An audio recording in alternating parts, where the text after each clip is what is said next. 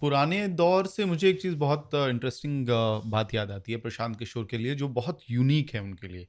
प्रशांत किशोर जैसे आमतौर पे क्या होता है राजनेताओं के पास या जो बॉस बन जाते हैं उन लोगों को बहुत चिकनी चुपड़ी बातें पसंद आती हैं। कहते हैं ना, मक्खन मलाई मलाई लगाओ बॉस को, तुरंत नंबर बढ़ेंगे, अच्छा रिजल्ट आएगा। या आप किसी भी औहदे के औहदे पे बैठे हुए व्यक्ति के पास जाते हैं तो उसको अच्छी बातें पसंद आती हैं।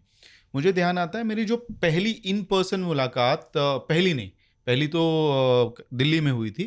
उस वक्त कई सारे पॉलिटिक्स के मैट्रिक्स पे वो बात कर रहे थे, जिससे मुझे लगता था कि उन्होंने आम आदमी पार्टी को एक गलत रास्ते पे उतार दिया था और उसका खामियाजा 2025 के चुनाव में लंबे दौर पे जाके भुगता है अरविंद केजरीवाल और आम आदमी पार्टी ने। उस पर बाद में बात करेंगे।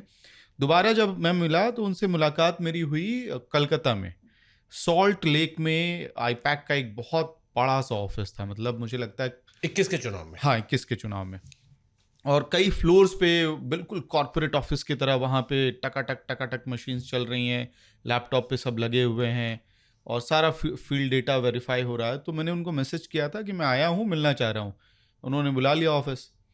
तो जब मैं मिलने गया तो वो वाली मीटिंग लंबी नहीं रही, बहुत शॉर्ट मीटिंग हुई। बेसिक चीज़ों पे बातचीत हुई। आप बंगाल में कितना टाइम हो गया, कहाँ कहाँ घूमने जा रहे हैं, क्या क्या देख रहे हैं। इसके बाद तो उनका ये था कि घूम के आओ अमित, फिर बात करते हैं। मैं घूम के आया और नंदीग्राम घूम के आ रहा था। और नंदीग्राम की मेरी रिपोर्ट्स के बाद मुझे तृणमूल के एक सेगमेंट ऑफ जो आईटी सेल के लोग थे वो टारगेट कर रहे थे कि ये किस तरह की रिपोर्टिंग करके आए हैं, नंदीग्राम में ममता बनर्जी कैसे हार सकती हैं, बीजेपी के मतलब स्क्रिप्ट पे जा रहे हैं ये। लेकिन जब मैं प्रशांत किशोर से मिला उनके दफ्तर में और मैंने कहा कि नंदीग्राम आप हार रहे हैं, ममता बनर्जी हार रही हैं, तो he was not shocked, he did not try to cancel me. बिल्कुल उन्होंने उनका अटेंशन जो था, तो शायद वो फोन चला रहे थे या कुछ डायरी वायरी लिख रहे थे, वो छोड़ दिया उन्होंने वो काम। और फिर वो कॉन्वर्सेशन 100% अटेंशन के साथ उन्होंने वो बातचीत आगे बढ़ाई। तो और लंबी चली वो मीटिंग। तो मुझे ये बात समझ में आई कि प्रशांत किशोर को ये सुनना पसंद नहीं है कि कहाँ कहाँ क्या पॉजिटिव हो रहा है, क्योंकि उसके लिए तो एक पूरा मैकेनिज्म उनके पास है, ग्राउंड पे फील्ड रिसर्चर्स का, पार्टी के कार्यकर्ताओं का। वो आदमी अलग तरह से काम करता है कि नेगेटिव जो बता रहा है मुझे, फीडबैक उस पे फोकस करो ताकि इस चीज को फिक्स किया जाए। और पत्रकारों को कई नेताओं ने हालिया सालों में ये चीज बंद कर दिया। उन्हें लगता है कि पत्रकार अगर नेगेटिव बोल रहा है, अरे क्या ही है इसका, हमारे पास इतना सिस्टम है, हमने एक एजेंसी हायर कर रखी है, पत्रकार को क्या पता है। लेकिन कई बार जो आप सुनना चाहते हैं वही आप हर किसी से सुनना चाहते हैं कि सब अच्छा चल रहा है। और हम जब फील्ड पे होते हैं तो हमको हर तरह की बातचीत समझ में आती है। जैसे ये जो मैं नंदीग्राम वाली बात बता रहा हूँ, नंदीग्राम ममता बनर्जी चुनाव हार रही है, मुझे समझ में आया था रात में मैं एक चाय की टपरी पे बैठा था और दो भाग में नंदीग्राम बटा हुआ था। एक मुस्लिम बाहुल्य सेंटिमेंट वाला और दूसरा जो हिंदू बाहुल्य सेंटिमेंट में शिफ्ट किया गया था। तो ये सारी चीजें प्रशांत किशोर ने नोट की थी।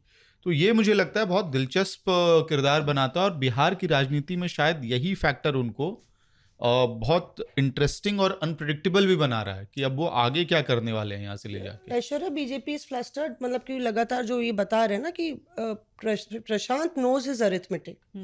मैंने देखा, मैं मुलाकात करने गई थी उनसे और बंदा पूरा बिहार को डाइसेक्ट करके उन्होंने रखा हुआ है और कई पार्टीज के साथ काम किया है। ये उनकी बहुत बड़ी स्ट्रेंथ है। उनको पता है, उससे ज़्यादा जो अमित बोल रहा है कि उनको पता है कि विरोधी खेमे में क्या चल रहा है और विरोधी की वीकनेस पर वो काम कर रहे हैं।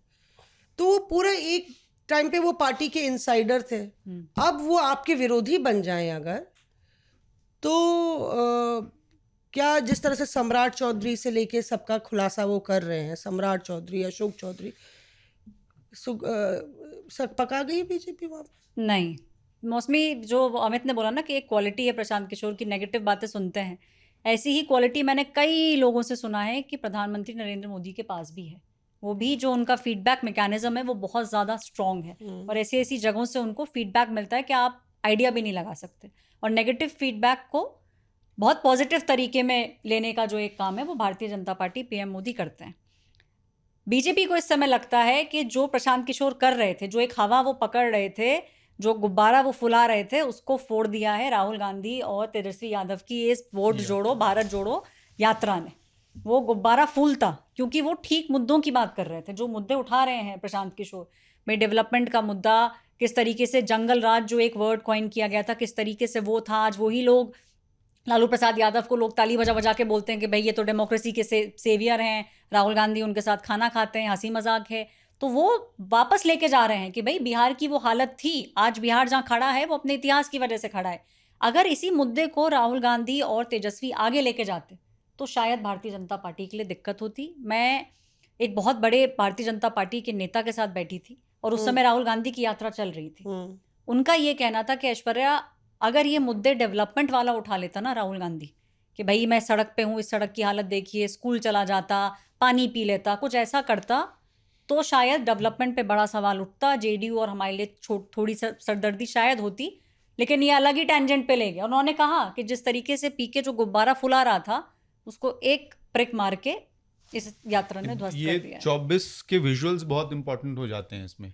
2024 के लोकसभा चुनाव में बीजेपी और जदयू के खास तौर पे दोनों पार्टियों के नेताओं के, आरजेडी के साथ भी हुआ, लेकिन जदयू और बीजेपी के कई नेताओं के साथ गाँव में एक किस्सा हो रहा था कि गाँव में उनको बुलाया जाता था, चौपाल पे बिठाया जाता था, मिठाई रखी जाती थी और फिर गाँव वाले सवाल पूछने लगते थे कि आपने सड़क नहीं बनाया, स्कूल नहीं बनाया, ये गड़बड़ है, ये गड़बड़ है। और फिर यही वीडियोज संभवतः, क्योंकि उस वक्त जनसुराज का इकोसिस्टम इतना सामने से मुखर होके नहीं आ रहा था, ऑर्गेनिकली ये वीडियोस बहुत वायरल हो रहे थे कि फलाने बड़े नेताजी के साथ ये हो गया। इनफैक्ट मुझे लगता है उपेंद्र कुशवाहा के साथ भी एक गांव में हुआ था। बहुत एम्बैरेसिंग वीडियोस बाहर आ जा रहे थे। तो प्रशांत किशोर ने वहां के लोगों को ये मैट्रिक्स दे दिया था कि आप अपने स्कूल, सड़क, अस्पताल पे बात करने का अपने टॉपिक बिहार में दे दिया था।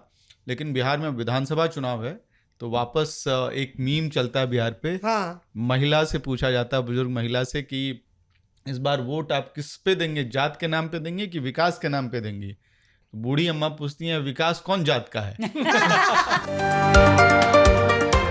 Reporters of